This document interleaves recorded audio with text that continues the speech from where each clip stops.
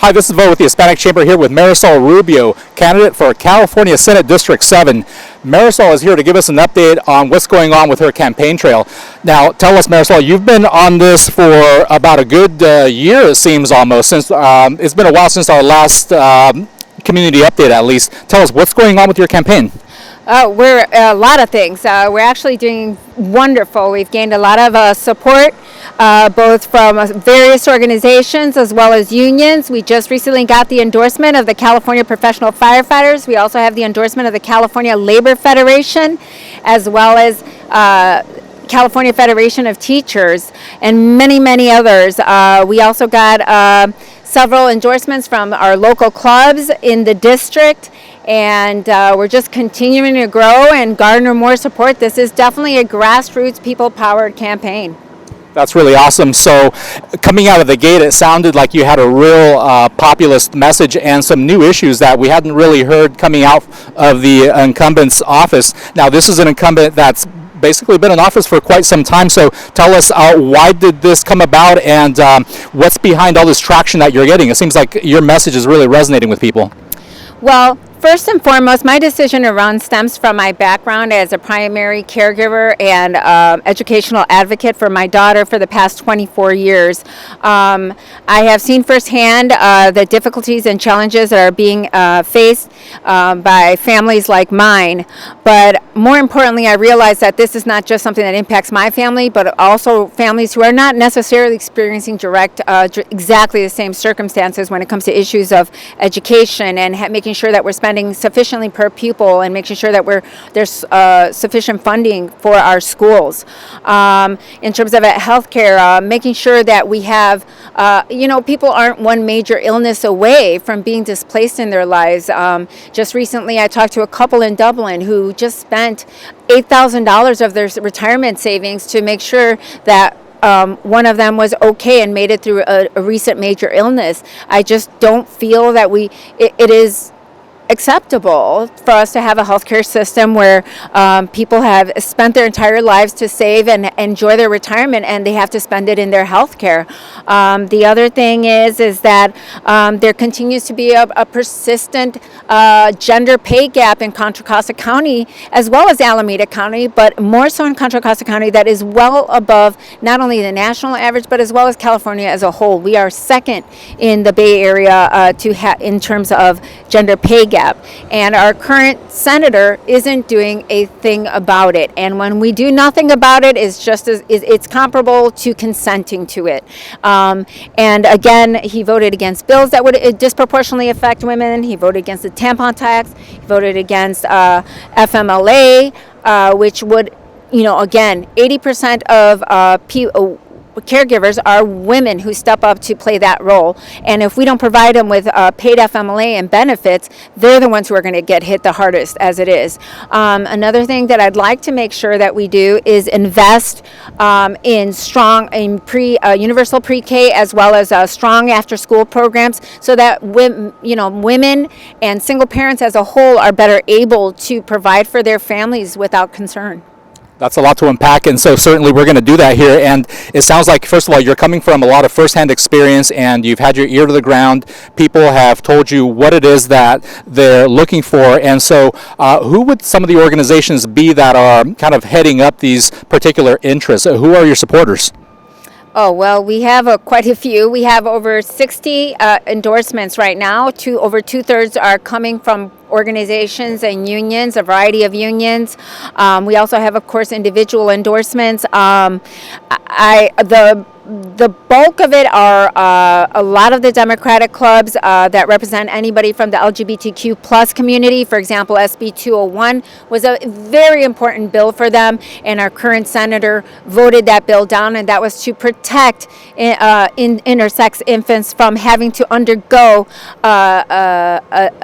surgeries to determine their sex characteristics and at an early prior to the age of 6, and that is really important in order to make sure that we allow the time for the child to self-determine how they identify before we make that decision for them. Thank you, Marisol. That's a very impressive list of supporters that you have there. So considering that you've got over 60 organizations backing you, this must mean that there's a gap between what you seek to do and what the incumbent is currently focused on. Can you help us understand exactly what is really going on in that particular office?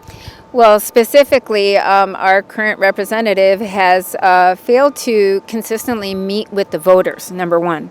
Number two, his voting record does not align with the values of our district. Our district is far more progressive than the way he has historically voted. And as I mentioned, the SB 201 bill was a big one recently.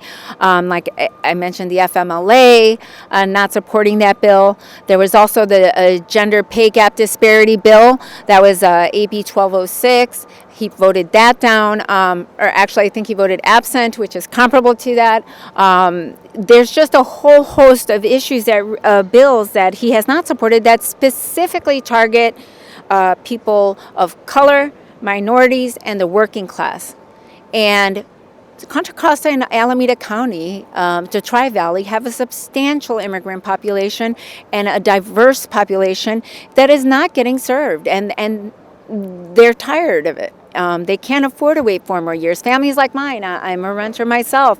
I have a daughter who has disabilities. I want to make sure my daughter's going to be okay, to live independently. And he's doing nothing. He's not doing us any favors here. And so at the end of the day, we need someone who's going to represent the voice of the people. And public policy research has consistently shown that in order to create effective policies, it should be informed by the community. And that is something that I am offering firsthand as a mother, as an advocate of a brain cancer survivor, both from the healthcare educational experience for over 24 years, as an educator myself, and also as a renter. I'm dependent on making sure that my rent is not out of control. So transportation, for example, making sure that transportation is reliable. This is something that's going to affect people like my own daughter who cannot drive because of her disabilities. So we need to make sure that all of these things are coming together, and the environment is another component that's super important. We need to make sure that there's a habitable planet for that next generation. We owe that to them.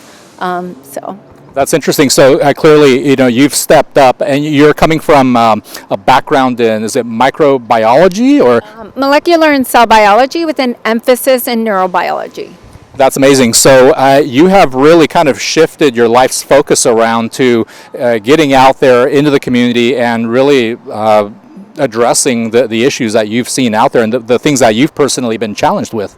Absolutely, and through both from a personal experience, but also my education, which was also supplemented by many other courses, supplementary courses, psychology courses, sociology types of courses. I have a very good education courses that give me a very global view of what our psychosocial educational needs are as a community, and combined with my personal experience, I really think it gives us this sort of a much more a deeper insight that we truly haven't had, not just in my district, but in the state capitol. Interesting. So let's talk a little bit about some of the synergies between community, commerce, and government. So clearly you've got your ear to the ground. You've certainly felt the pulse of the people out there and bring a populist message that you feel is addressing a pretty broad spectrum of the issues that the incumbent is not focused on, and you'd like to elevate those. And so when you consider some of the economic factors and maybe some of the things that are maybe impacting the particular communities within your district, or maybe straddling the line between Contra Costa and Alameda County, what are some of the more significant economic factors that you'd like to come and drive impact in?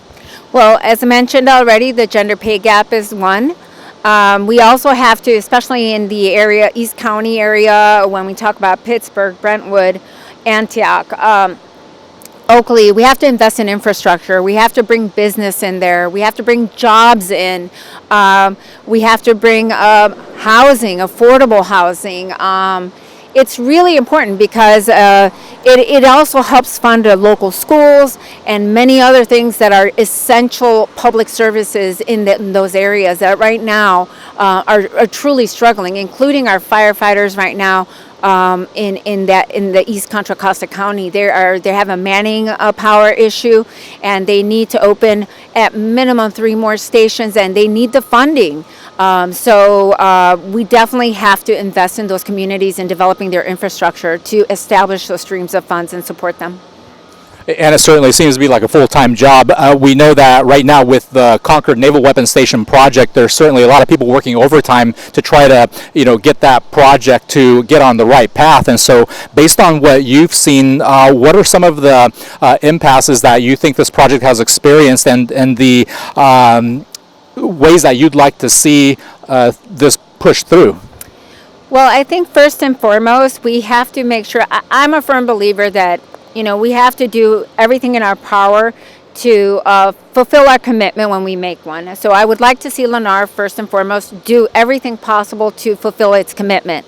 And I think at the same time, in order to do that, it's going to require cooperative efforts as well, from input from our unions. And I personally think it would be a wise idea for us to have perhaps a mediator, someone who would help facilitate those discussions so that we can find a resolution that works for both sides. I think it's extremely important. I mean, our union workers need those jobs, and we want to make sure to see this project come through. So I think it's in the community's interest as well as, everybody as a whole. Those are certainly some very critical issues right now that could impact whether this is a go or no-go type of situation. And so, considering the current economic climate and where investment dollars are shifting, in the wake of so much federal money printing and the scarcity that could suddenly be created where the money spigot gets turned off, do you feel that there's a sense of urgency for the city to maybe expedite the decision-making process, or as you were proposing the arbitration or the mediation process, and get people to move forward in a timely fashion?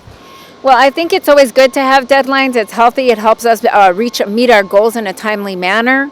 I do think that, there's always that concern that perhaps the stability of the dollar is not going to be there at some point. That's always a possibility, and that risk has to be factored in whenever we have a contract to begin with. So I would hope they have done that, and they will do that.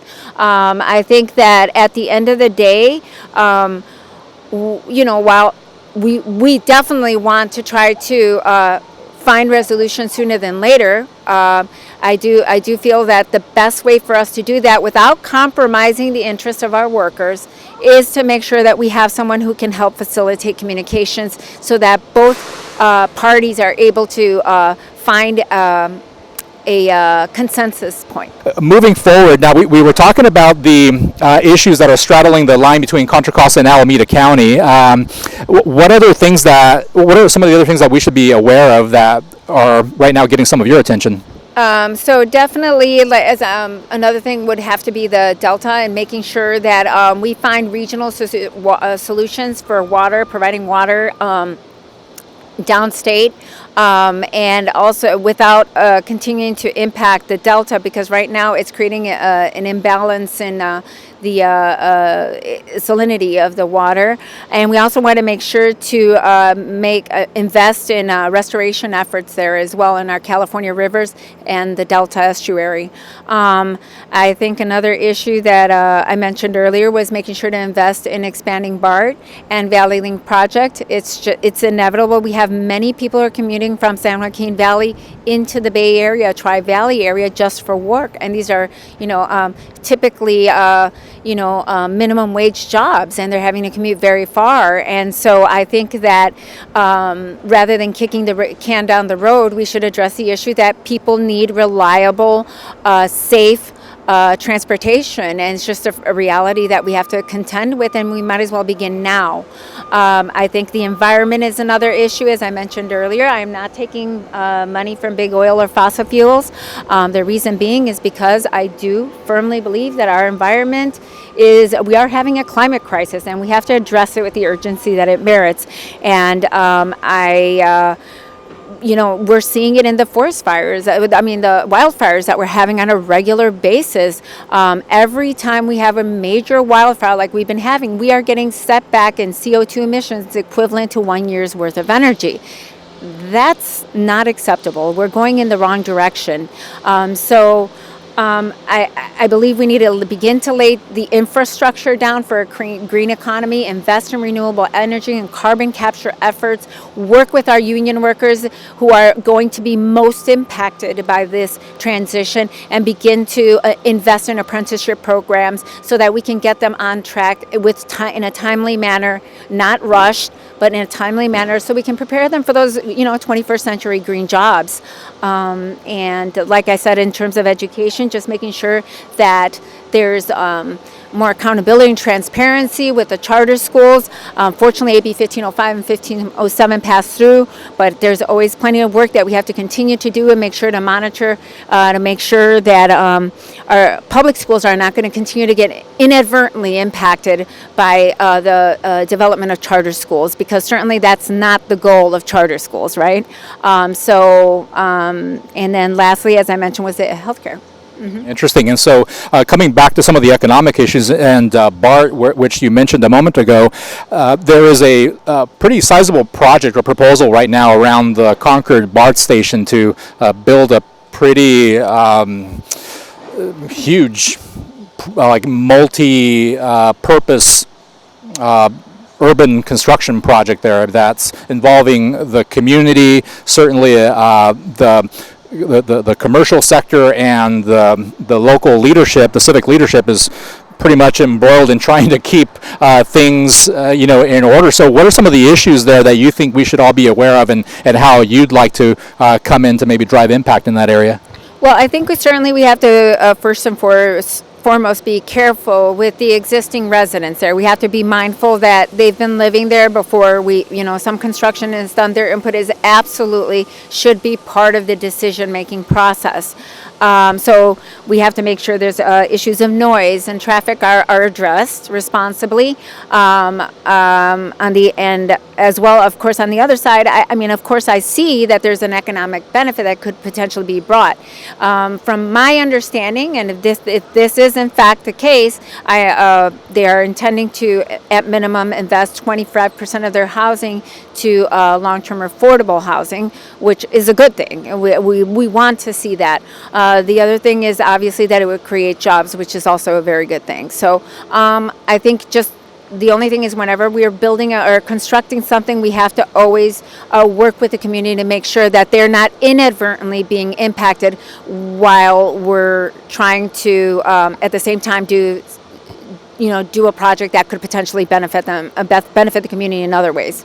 That's interesting. And so as we try to understand what the real differences are between your platform and the incumbents, we also understand that there's been very little engagement with the incumbents' office and the community with regard to some debates and things like that have some opportunities that have come about. And so we'd like to extend this interview opportunity to all candidates equally. And so we've certainly been in contact with the incumbents' office regarding this outreach that we do to the community. And so as we get closer to the primaries, what are some of the things that we can expect coming out of this race? Well, first and foremost, we have been invited already twice, both the incumbent and myself, to do a debate by the League of Women Voters. He has declined to show both times, as has the other Republican candidate. And it's unfortunate, because I think it's important for for our voters to make informed decisions. And honestly, he was in Iowa when he had the first opportunity to debate me in a televised debate. Actually, it was a candidate forum, and he declined. to me, that's not appropriate, especially from an incumbent. I mean, your constituency is counting on you, and where are you? It's certainly getting down to that 11th hour, and we are hoping to hear from Senator Glazer here really soon. So now, as we head into this presidential election, how do you feel that your platform right now is aligning with some of the positions that are out there, some of the platforms? Well, my platform is 100% being driven. Like I said, I'm running a clean money campaign.